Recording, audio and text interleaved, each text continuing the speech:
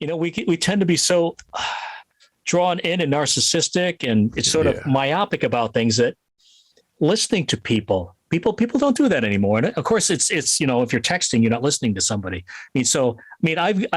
I'm curious about, what's one of the things I love is I love talking to people, and, I'll ask them about, I've got friends who used to drive trains. It's like, tell me about that. It's like, what's it like driving a train? And I'll listen to it for half an hour, like, and I just, all the questions that come to mind about, being an engineer, things like that, just things like that fascinate me. Or the maple industry. I'll be asking, okay, so how does that turn into maple syrup, please? Yeah, it's just, to me, it's fascinating. It's like, really? So we put the tap in one year. When you take it out, you got to go to another part of the tree. It's like, oh yeah, because that part is like, I hadn't thought about that, but that's good to know.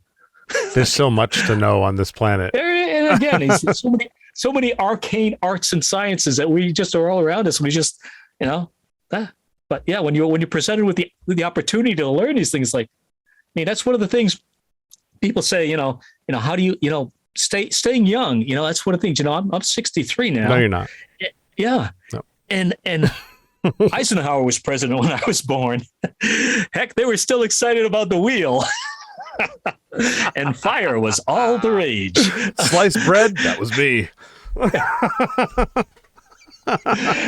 The key to me for maintaining the youth is that same thing you were talking about, is being inquisitive, always being curious, being just always wanting to learn. That's kind of the hallmark of youth, is you spend your whole you learning. Getting to know more about the world you're in. And my dad always said, be a student of the world. Try to understand what motivates other people. Don't just don't look at the bold print. Don't look at the headlines. Try to understand why these people feel this way. Try to understand this. Try to understand that. Be a student of the world. Yeah. And I think that's what keeps you young, is that openness and willing to learn, and knowing that you don't know everything.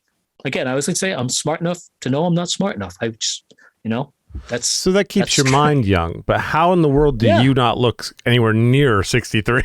You think it actually all part of it? Because I'm my wife will say, because I'm so immature, that kind of transcends all that. It just that's what keeps me young. Just this sheer level of immaturity that I've been able to cultivate over the years. I like it. I like that.